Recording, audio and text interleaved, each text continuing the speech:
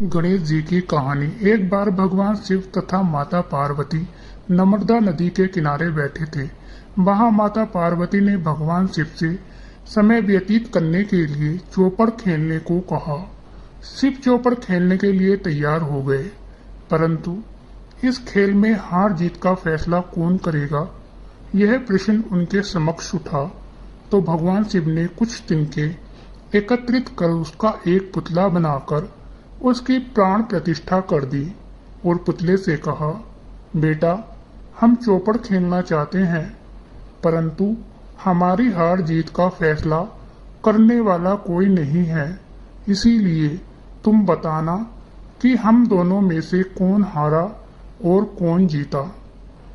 उसके बाद भगवान शिव और माता पार्वती का चौपड़ खेल शुरू हो गया। यह खेल 3 बार खेला गया और संयोग से तीनों बार माता पार्वती ही जीत गईं।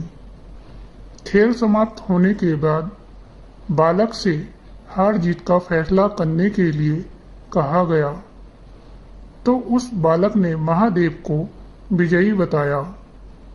यह सुनकर माता पार्वती क्रोधित हो गईं और क्रोध में उन्होंने बालक को लंगड़ा होने, कीचड़ में पड़े रहने का श्राप दे दिया। बालक ने माता पार्वती से माफी मांगी और कहा कि यह मुझसे अज्ञानतावश ऐसा हुआ है, मैंने किसी द्वेष भाव में ऐसा नहीं किया।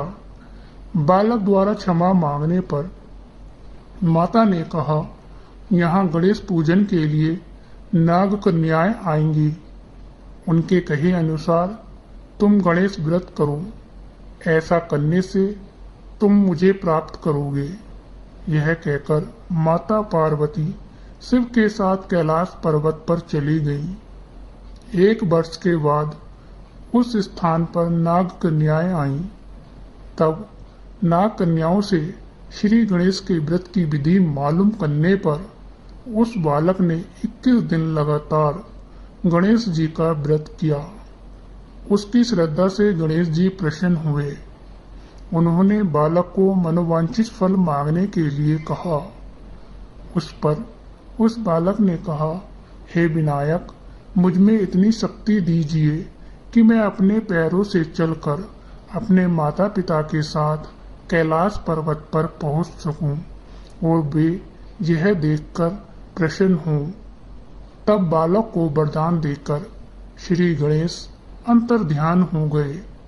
इसके बाद वह बालक कैलाश पर्वत पर पहुंच गया और कैलाश पर्वत पर पहुंचने की अपनी कथा उसने भगवान शिव को सुनाई। चौपड़ वाले दिन से माता पार्वती शिवजी से विमुख हो गई थी, अतः देवी के रुष्ट होने पर भगवान शिव ने भी बालक के बताए अनुसार 21 दिनों तक श्री गणेश का व्रत किया। इस व्रत के प्रभाव से माता पार्वती के मन से भगवान शिव के लिए जो नाराजगी थी वह समाप्त हो गई। तब यह व्रत विधि भगवान शंकर ने माता पार्वती को बताई। यह सुनकर माता पार्वती के मन में भी अपने पुत्र कार्तिकेय से मिलने की इच्छा जागृत हुई। तब माता पार्वती ने भी 21 दिन तक श्री गणेश का व्रत किया तथा दुर्वा, फूल और लड्डुओं से गणेश जी का पूजन अर्चन किया। व्रत के 21वें दिन कार्तिकेय सोम माता पार्वती जी से आ मिले। उस दिन से श्री गणेश चतुर्थी का यह व्रत समस्त मनोकामनाओं की पूर्ति करने वाला व्रत माना जाता है। इस व्रत को करने से मनुष्य के सारे कष्ट दूर होकर मनुष्य को समस्त सुख सुविधाएं प्राप्त होती हैं। कहानी अच्छी लगी तो लाइक और शेयर करें, चैनल को सब्सक्राइब